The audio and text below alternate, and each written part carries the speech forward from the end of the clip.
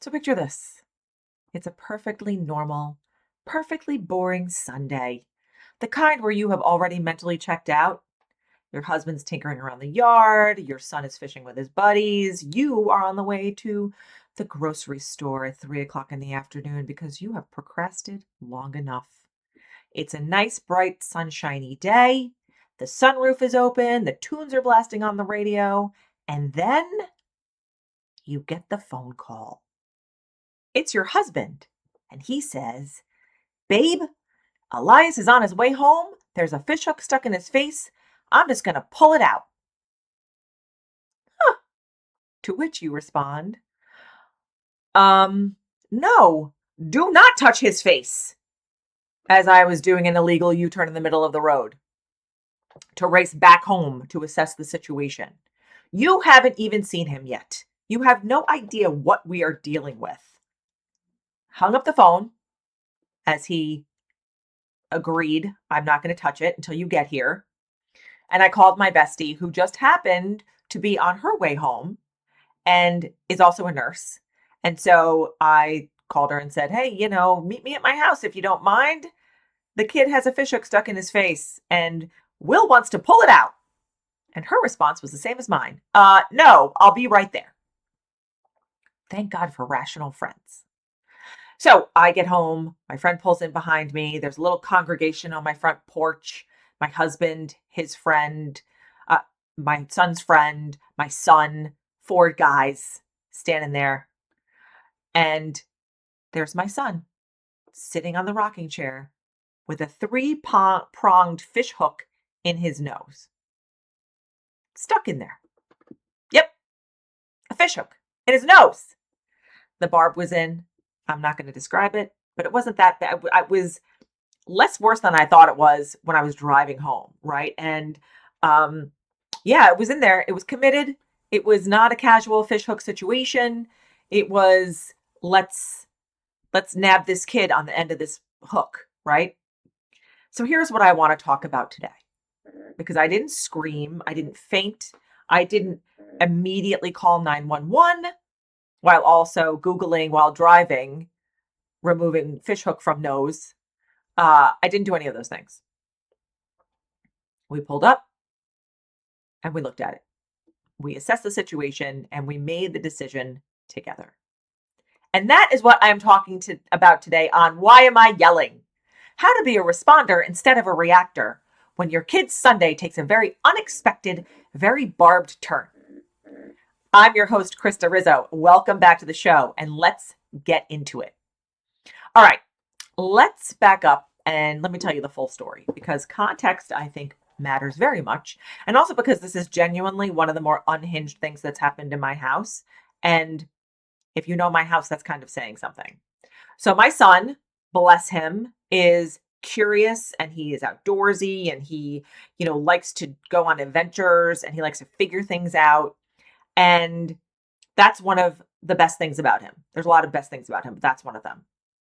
We also live in a community that is very reminiscent of a Gen X childhood. Not Gen Z, Gen X. I'm Gen X, right? Free range kids, kids on bikes, kids on scooters, kids traveling in packs with their friends, carrying their gear. In this case, fishing gear. But they've been doing it. He's been doing it with his friends, riding bikes and just going to the lake and going fishing and doing all the things without adult supervision for years. He's 14, probably for the last definitely 3, maybe 4 years.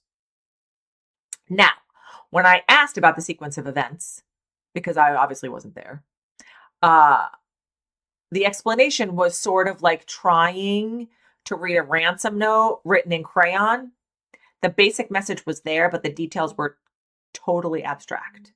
Something about he was standing in the wrong place while his friend was casting the line, and then it was windy, and so instead of catching a fish, they caught his face. The other point is that there had been a fish on the hook that was in his face a few minutes prior. So for that reason alone, we had to go to the emergency room. I mean, hello. What I want to be fully transparent about is that my first initial response to the phone call while I was driving in the car was actual panic, right? Alarm bells are going off in my head. There's a fish hook in my kid's face. At that point, we didn't know it was in the nose. Are we going to need a plastic surgeon? Thank God it didn't touch his eye. I'm sure they would have told me if it was touched his eye. How in the hell did my husband think he was going to get it out? Like, what are we doing now that we've confirmed that there was there was a fish on it before there was a kid on it? Now there's germs that we have to deal with. Like all the things are going through my brain.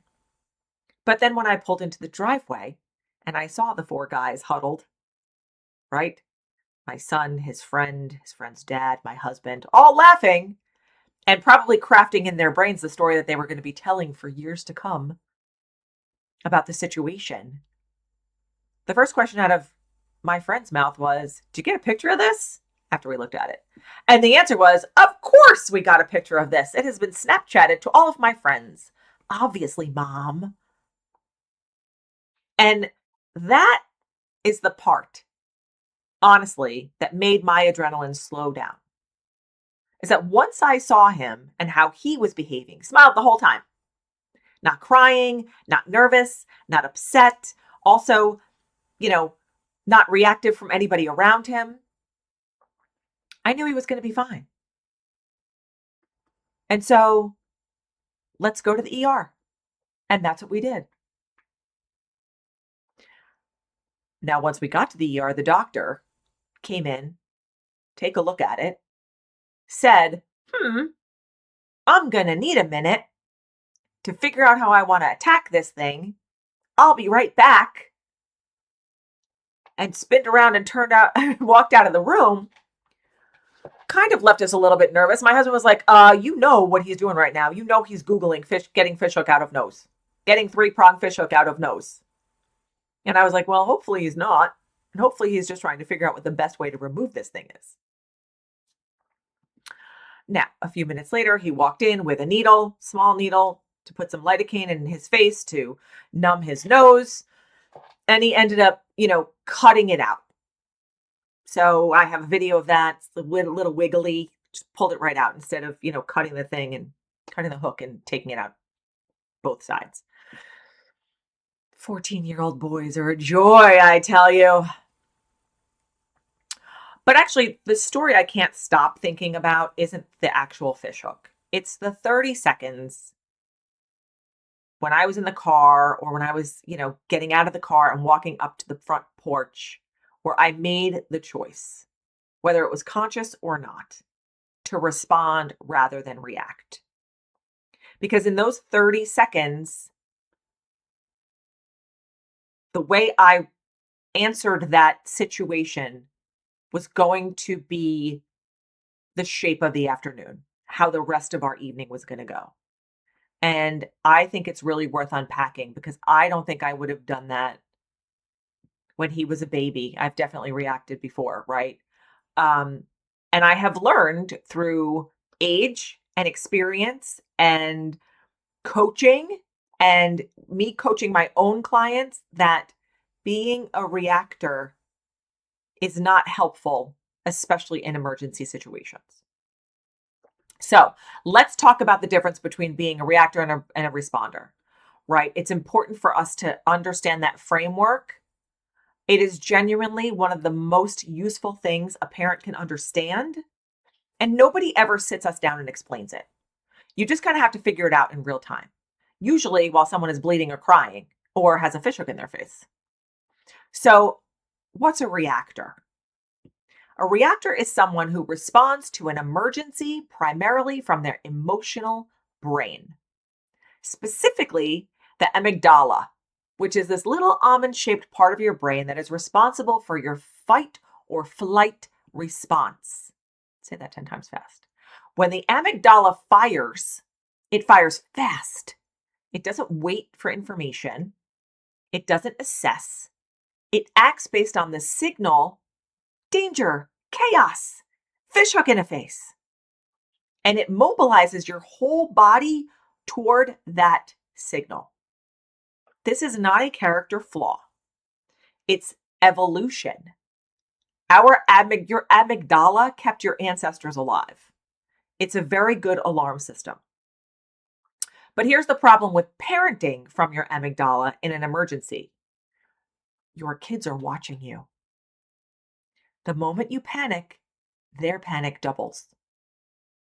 Their nervous system is literally reading yours. If you're escalating, they're escalating. And now you have two panicking people in a fishhook situation, and nobody is making good decisions.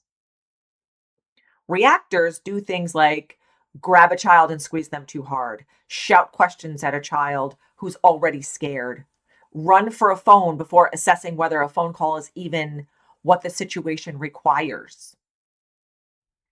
Google horrible things in front of the child, say, oh my God, repeatedly, cry before the child cries.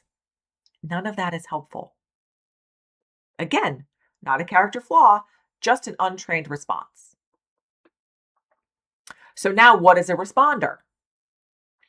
And a responder is someone who has built, either through training or practice or intentional habit, the ability to create a tiny, tiny gap between the alarm signal, the alarm signal, and the action.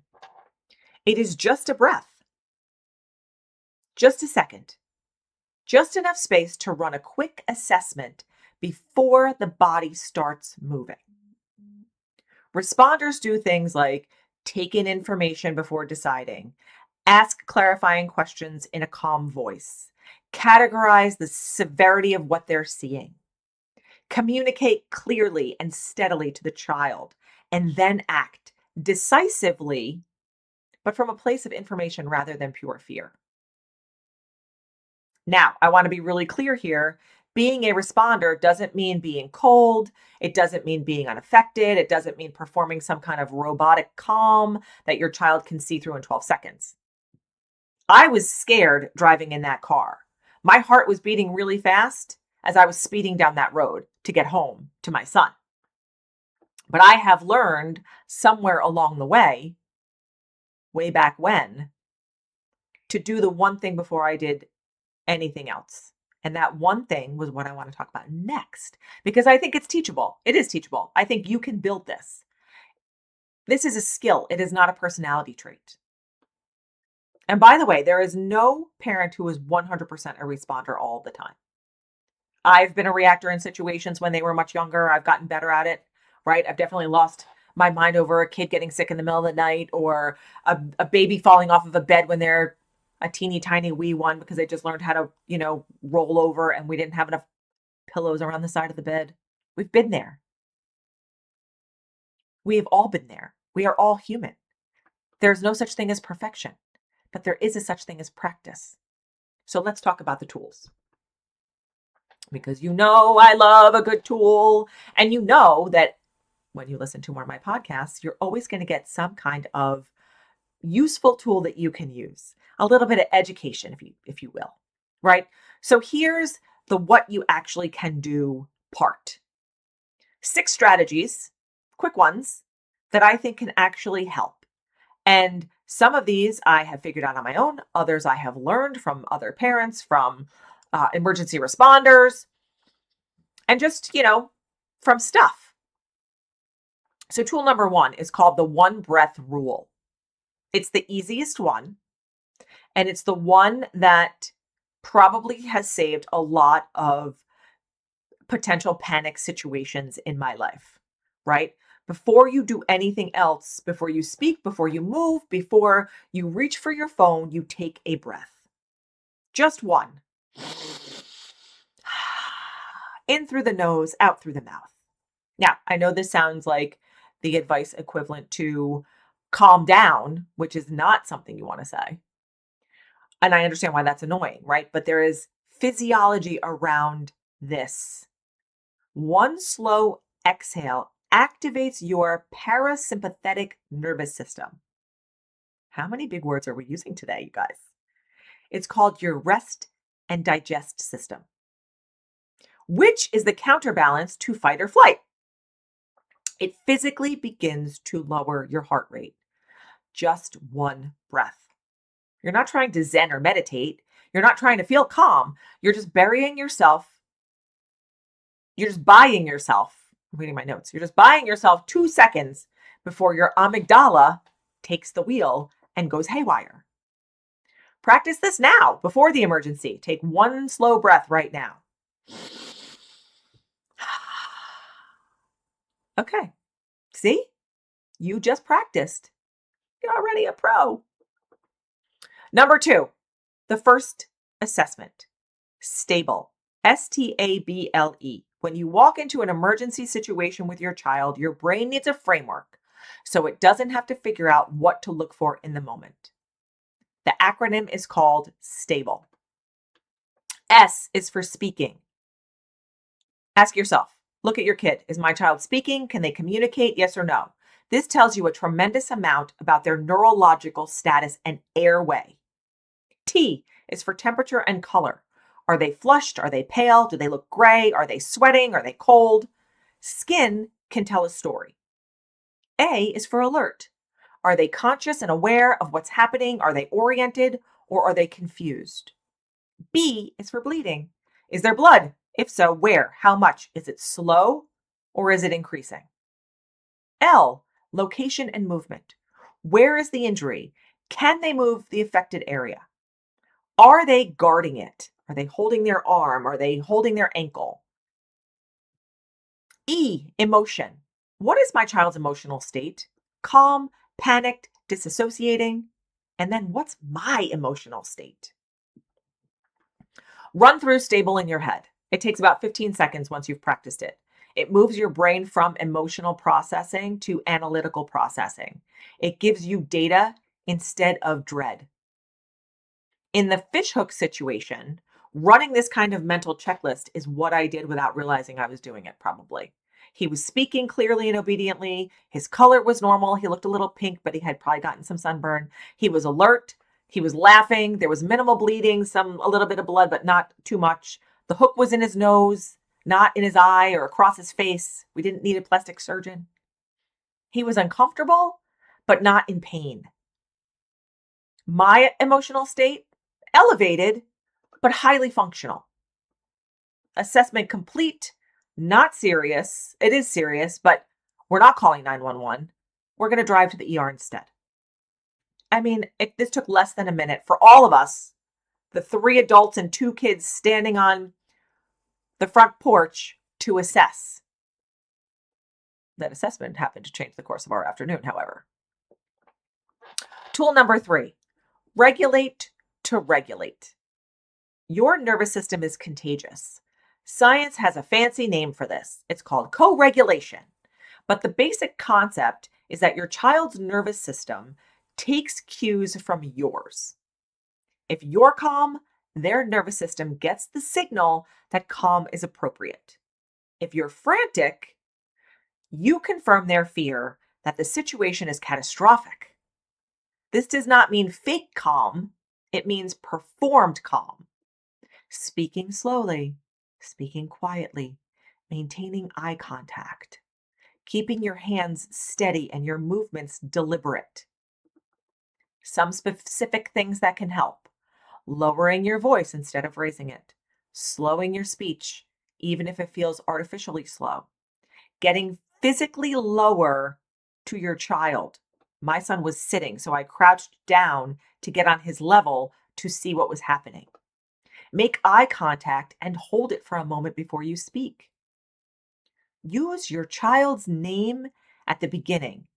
Hey, Elias, I'm right here. Look at me. The last one, the name, then I'm right here, then look at me, is a regulation sequence. It's a reset signal. It tells a frightened child there is an adult present, the adult is oriented, and the adult is with you. Even if you're not feeling calm, the physical act of performing calm begins to create actual calm in you as well. The mind flows the body in this direction. Tool number 4, triage your language. What you say in the first 30 seconds of a child emergency matters gigantically. Here are a few phrases to use and phrases to avoid. Here's phrases to avoid. Oh my God! That confirms catastrophe in their minds. How did this happen? That's accusatory, unhelpful, and untimely. Why would you? Same. accusatory, unhelpful, untimely. I cannot believe this. That shifts the focus to your shock. Don't panic. The word panic triggers panic. Neuroscience. It's a thing. It's fine. If it is fine, then why do you look like that, Mom? Use instead phrases like, I see what's happening. I've got you. You're okay. Let me take a look. Can you tell me where it hurts? I'm going to figure this out. You stay right here. Good job staying calm. You did the right thing by calling me or coming to me or getting me or any of those things. The language you use should communicate three things. I see you, I'm in charge, and we're going to handle this. Kids in pain and fear need to know that the adult has the wheel. Even if you're internally freaking out, your words can hold the wheel while you get there. Tool number 5, know your 3 tiers before you need them. One of the biggest blockers to calm decision making in parenting emergency situations is not knowing what the options are. So let me give you a little framework. 3 tiers of response. Tier 1 is handle at home. That's minor cuts, small burns, mild allergic reactions, stomach upset, small splinters, minor bumps. You can clean, assess, treat, and monitor. This is the stay calm and get the first aid kit kind of situation.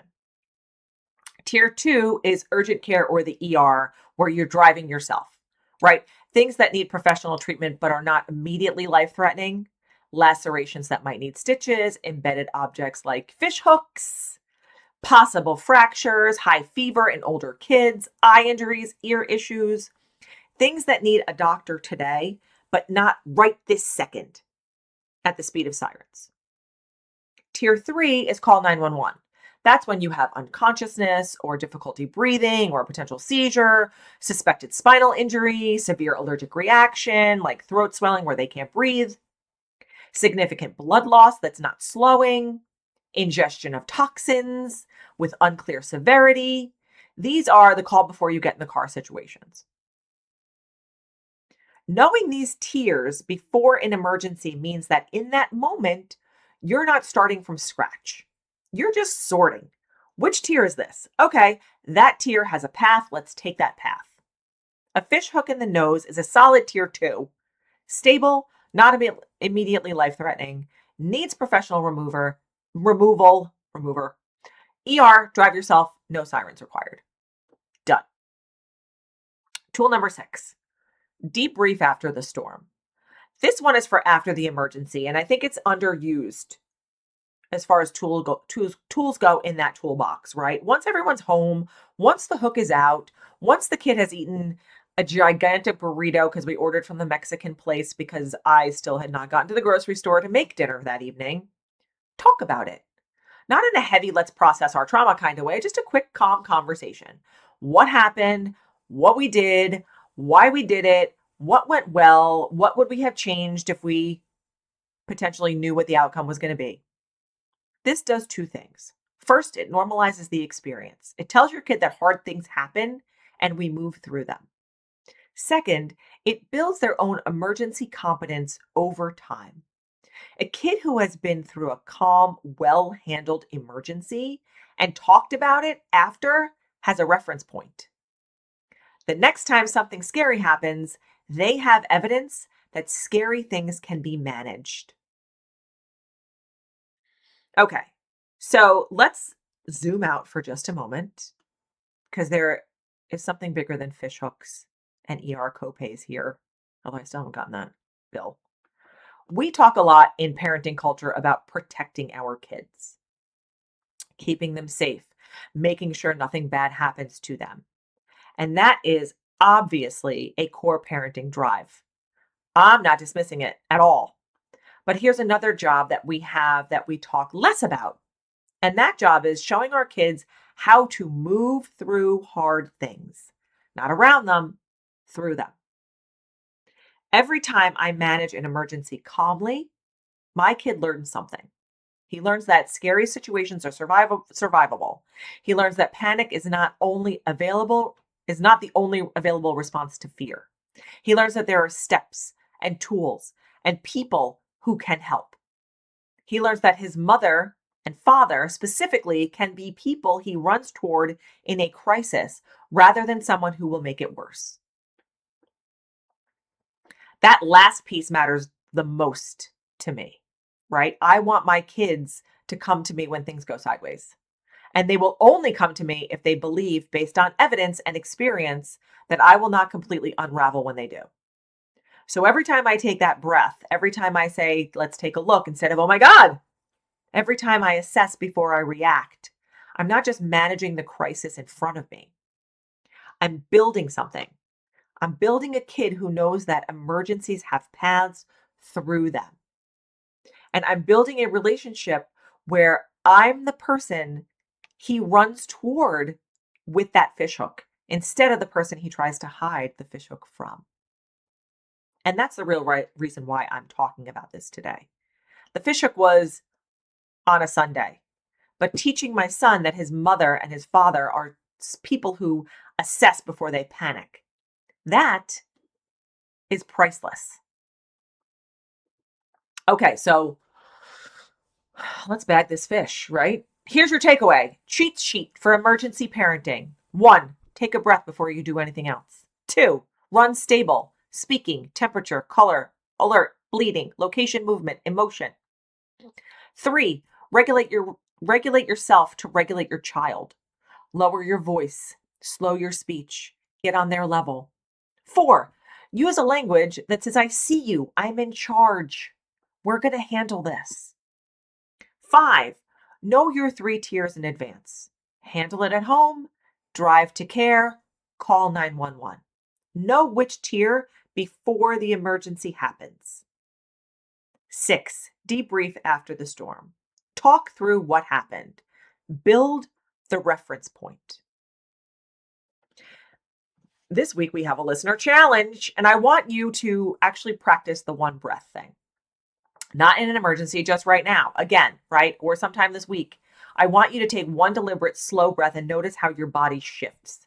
And then I want you to think about 1 emergency scenario, maybe one that you've had in the past that you could have responded to differently. Or maybe something like a fishhook, potential fishhook in your kid's nose, and how would you react? Not something catastrophic, just something plausible. And mentally rehearse your first 3 moves. 1 breath, stable assessment.